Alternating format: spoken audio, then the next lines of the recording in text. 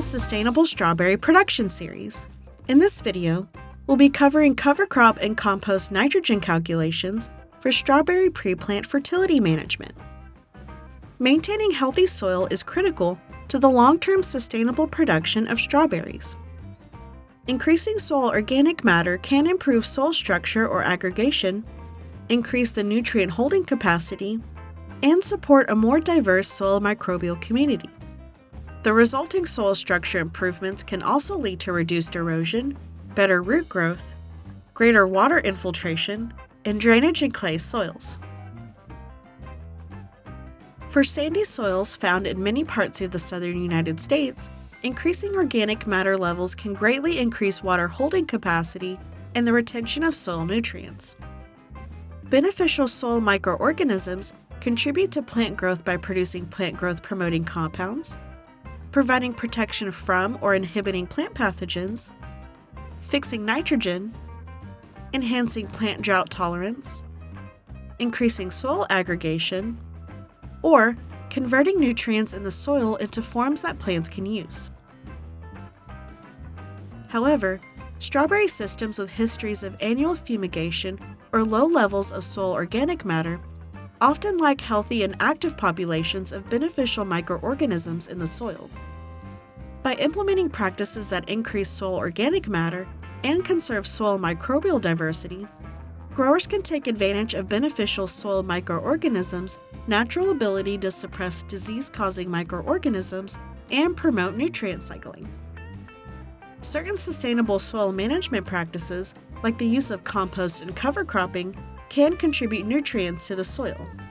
Leguminous cover crops, for example, can supply large quantities of nitrogen to the soil. It's important, however, to remember that not all of the applied nitrogen from compost and cover crops will be available to the next crop. This nitrogen becomes available as microbes break down the organic matter and release it over time. Estimates of nitrogen inputs from these sources should be used to reduce pre-plant fertilizer rates, which helps to avoid burning plants and wasting money.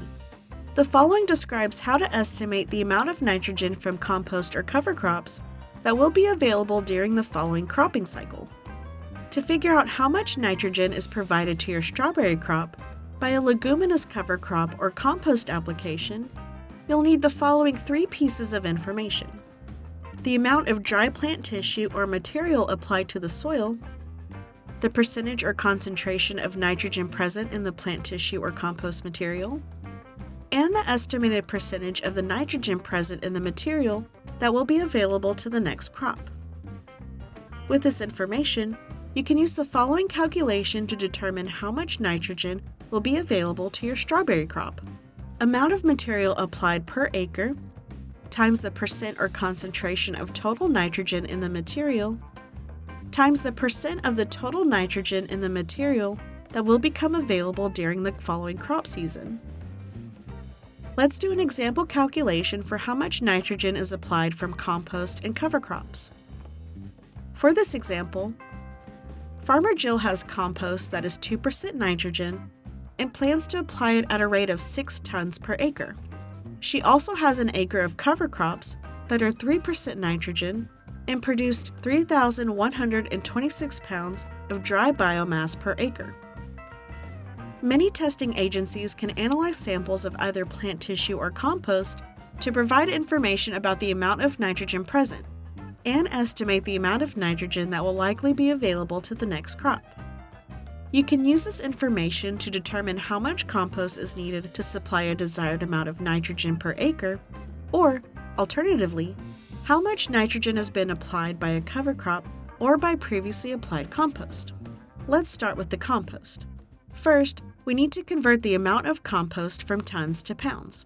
So we'll take the total number of tons multiplied by the number of pounds in a ton, which is 2,000 pounds, to get 12,000 pounds. Next, we'll take the total number of pounds and multiply by the percent total nitrogen in the compost to get the number of pounds of total nitrogen, which is 240 pounds. Now, we'll take the number of pounds of total nitrogen and multiply by the percent of total nitrogen available to the crop to get the amount of nitrogen that will be applied from the compost, which in this example is 48 pounds of nitrogen. Let's calculate the same for Jill's area of cover crops.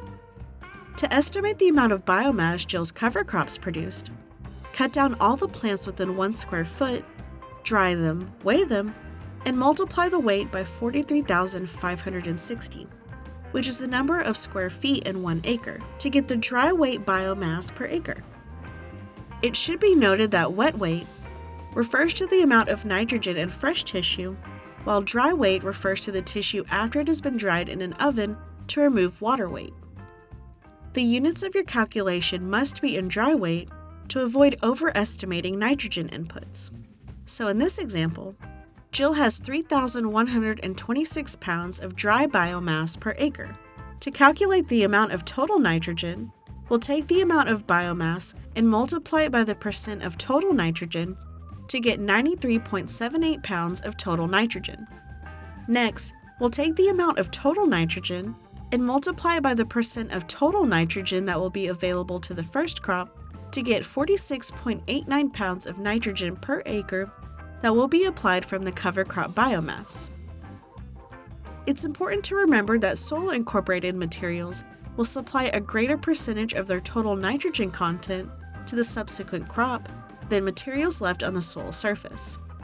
It's important to remember that the percent of nutrient availability, 20% of nitrogen available from compost, and 50% nitrogen available from cover crops are estimates. Soil temperature, moisture, and other factors inherent to the organic material can impact nitrogen release from these materials. So keep in mind that these values are useful only in estimating nitrogen credits.